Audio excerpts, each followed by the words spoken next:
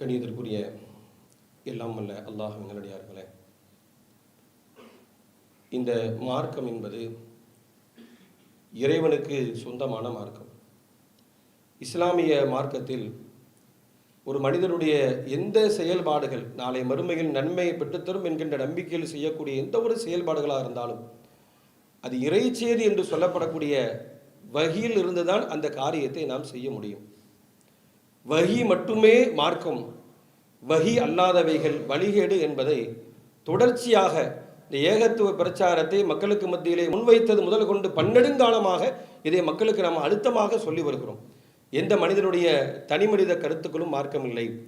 அந்த தனி மனித சஹாபியாக இருந்தாலும் சரி, தாபியாக இருந்தாலும் சரி, தாபிகளாக இருந்தாலும் சரி, இறைவனுடைய பாதையிலே கொல்லப்பட்டவராக இருந்தாலும் சரி, நீங்கள் மதிக்கக்கூடிய இமாம்கள், மதுகப இமாம்கள் என்று சொல்லக்கூடிய இமாம்களாக இருந்தாலும் சரி, எங்களுடைய நல்லவர்கள் முன்னோர்கள் என்று சொல்லக்கூடியவர்களாக இருந்தாலும் சரி, நாங்கள் ஊரெல்லாம் கூடி உன்னை முடிவெடுத்து மார்க்கம்னு நாங்கள் சொல்கிறோம் என்று நீங்கள் சொன்னாலும் சரிதான். இல்லை டவுன் காசி ஒன்றை மார்க்கம்னு சொல்லிவிட்டார் என்று நீங்கள் எடுத்துக்கொண்டாலும் சரிதான். எதை எடுத்துக்கொண்டாலும் சரி, இறைவனுடைய வகையில் இல்லை என்று சொன்னால் அது வழிகேடு என்பதை நாம் தெள்ள தெளிவாக நீண்ட நெடுங்காலமாக இதை அழுத்தம் திருத்தமாக பிரச்சாரம் செய்து வருகிறோம். இதற்கு எதிராக இருக்கக்கூடியவர்கள், அதாவது மனித கருத்துக்களும் மார்க்கம்தான், சஹாபாக்களுடைய கருத்துக்கள் மார்க்கம்தான் என்று சொல்லக்கூடியவர்களை களத்திற்கு வாருங்கள், விவாதத்திற்கு வாருங்கள் என்று அழைக்கிறோம் என்பதால் நமக்கெல்லாம் தெரியும். என்றாலும் ஒரு சில கூட்டம் இருக்குது, அவங்க சவுதியில் என்ன செய்கிறாங்களோ அதை அப்படி நாங்கள் கடைப்பிடிப்போம், அது மார்க்கம். மார்க்கத்தின் அத்தாரிட்டி வகி மட்டும்தான், வேறு எதுவுமே இல்லைன்னு நாம் சொல்லிட்டோம். ஒரு கூட்டம் பிறை விஷயத்தில் சவுதியை ஃபாலோ பண்ணுறாங்க, இன்னும் ஒரு சில விஷயத்தில் சவுதியில் என்ன செய்கிறாங்களோ அது மார்க்கம் அப்படிங்கிற ஒரு நம்பிக்கை மக்கள்கிட்ட இருக்குது. இப்போ சமீபத்தில் சில நாட்களாக சமூக வலைதளங்கள் நீங்கள் பார்த்தீங்கன்னா, சவுதியில் மக்காவிலும் மரீனாவிலும் இனிமேல் இரவு தொழுகை 10 ரக்காத்துகள் தொழப்படும், 3 ரக்காத்துகள் வித்திரு தொழப்படும் என்று முடிவு செய்து விட்டார்கள் அப்படிங்கிற அந்த செய்தி சமூக வலைதளத்தில் அதிகமாக என்ன செய்து பரவுதை பார்க்கிறோம்.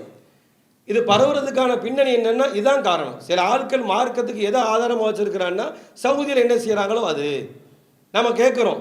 மார்க்கத்துக்கு விரோதமாக அவர்களுடைய செயல்பாடுகளுக்கு ஆதாரம் தாருங்கள் என்று கேட்கின்ற பொழுது குர்ஆன் ஹதீஸிலிருந்து தெளிவாக அவர்களால் எடுத்து வைக்க முடியாத போது, உலகத்தில் உள்ள முதல் பள்ளியில் என்ன நடக்குது, காபாவில் என்ன நடக்குது, மதீனாவில் என்ன நடக்குது அப்படிங்கிற மக்களுக்கு மத்தியில் அதை வச்சு மார்க்கமாக பிரச்சாரம் பண்ணவங்க இப்போ அவர்களுக்கு எதிராக இந்த செய்தி மக்கள்கிட்ட பரவுது.